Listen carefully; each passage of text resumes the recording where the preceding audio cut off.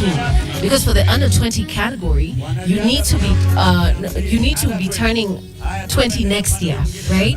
For you to be eligible to run in this one, and so many girls coming into this one, and we expect stiff competitions. You can always see that by the virtue that the turnout has been huge, and also look at the crowd. It's been great looking at how they've lined up to watch the future stars coming to compete here at the Chepsaita. Brings the aura, brings the passion, and of course brings the zeal that is needed, and the terrain of it actually makes it even better. We've talked about the sea elevation, 2,047 meters, and the lowest being 2019, makes it very, very, very much grueling. And I hope that today we're going to see a very, very I can say a scintillating performance, and you can see the dusty hills of the Chepsaita. And this is just a noble idea that started at the Chepkemei Secondary School in 2023, and you can already see that it's attracting massive crowds, and of course attention from all over the world.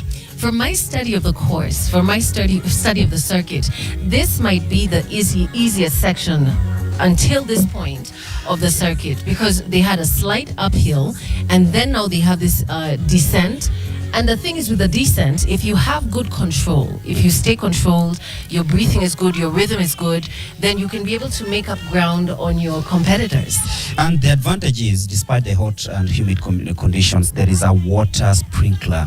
And that shows you that these athletes have a chance to dip themselves into water. And of course, you see their theme on your screens right now. Run for education means that there's so much that is happening here, not just athletics, but an inspiration, and of course, giving hope to the community. Because last year, when I was walking around the course, I actually saw a very unique thing in that athletes were actually giving their all to be part of history.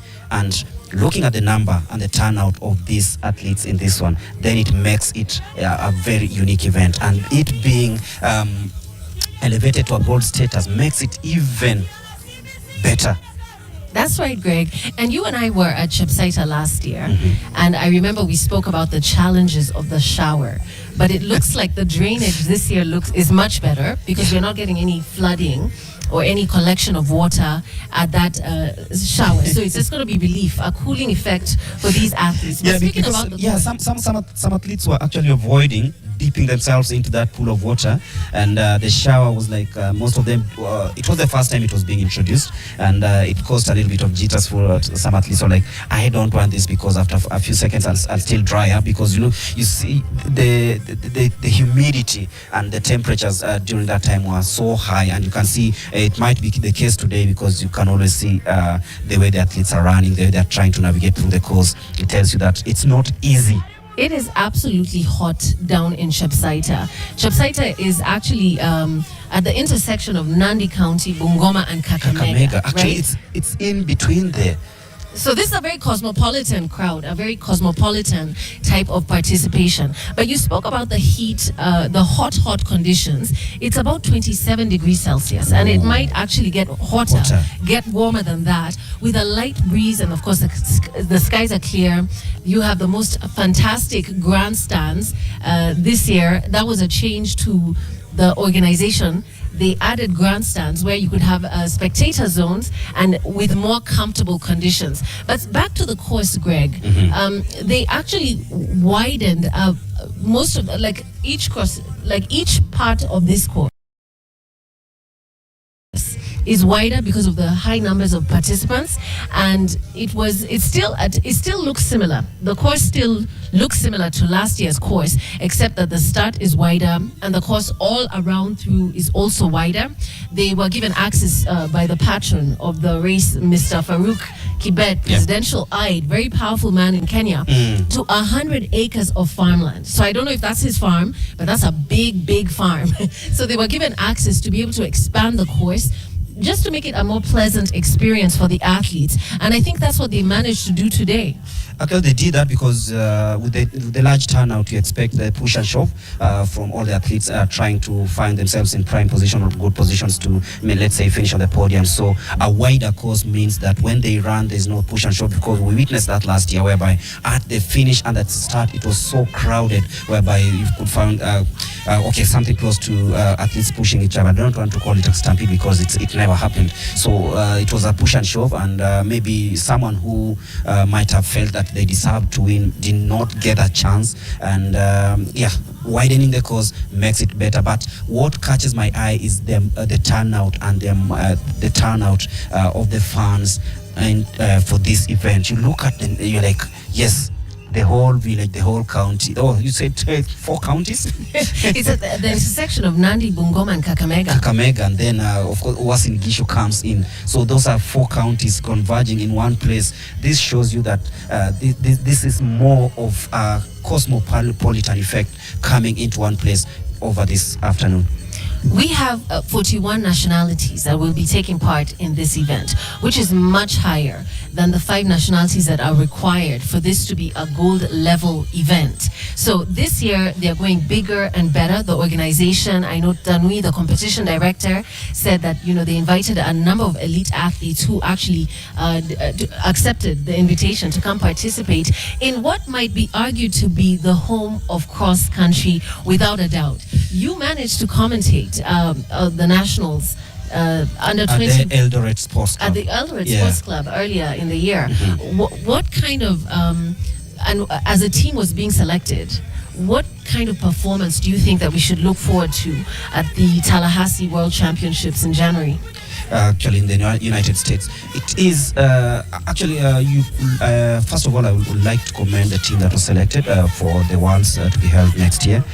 You could feel there was stiff competition because over the years Kenya has really dominated in the World Cross Country Championships, and this was a perfect opportunity of having new blood coming in because we know the likes of Beatrice Chepsaita have already graduated into the track, and they are doing very well there, and it will just be fine to find others who will come and succeed them. But for this one, like let's say the under 20 girls that won the National Cross Country Championship, you could feel there was fresh blood, new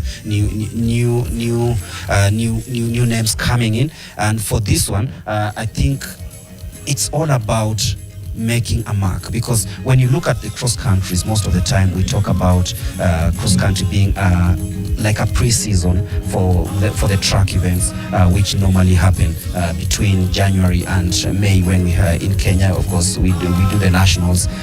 If it goes into the mid-year around June, July, and most of these athletes use this as a launching pad towards their track season that normally happens already. We were supposed to have one of the legs happening at the Mumia Sports Complex. It didn't happen, so it means that next year we'll have a spin and we'll have more of the 6 legs of the track happening there. So most of these athletes that are coming here at the Chepsaita, they'll be looking forward to having a better performance here.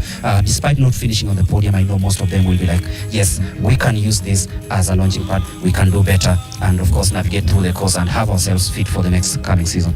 And the pictures might be deceiving depending on whether it's an aerial shot or one of the wide front shots. But so far, we have Mercy Kirua and Chepkorir Fancy, Joanne Chepkurui, Chebet Veneza, and Seli Chelangat in the lead. Those are the top 5 athletes at this time. But as you can see, there's a lot of ground that they're making up, and there's athletes being left behind. What kind of strategy do you think, Greg, that they should be employing, just following your experience from the watching the under 20 nationals and commentating?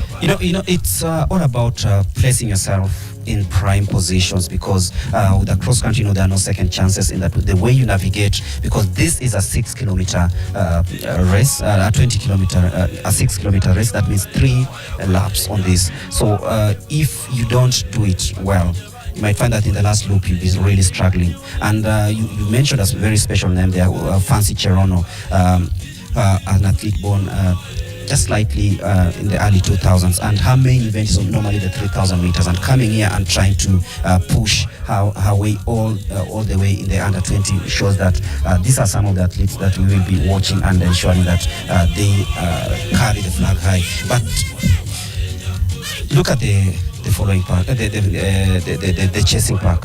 You can always tell now when an athlete is well prepared for this, and the other athlete is maybe just coming to participate, as I said, keeping themselves fit, shaping themselves for the coming season. Because the likes of Fancy, I can tell you, those are standout athletes, and I don't see any surprises in this one, because you've just mentioned who is already lining up for the podium finish. Joan Chepkrui, another seasonal name, very good in cross country. She's currently in third place. Kirwa Masi, but you look at the gap between the three athletes. It's very minimal in that it's like a second apart. That means they know each other very well. They are lining themselves up very well, and they are jumping into the water. It's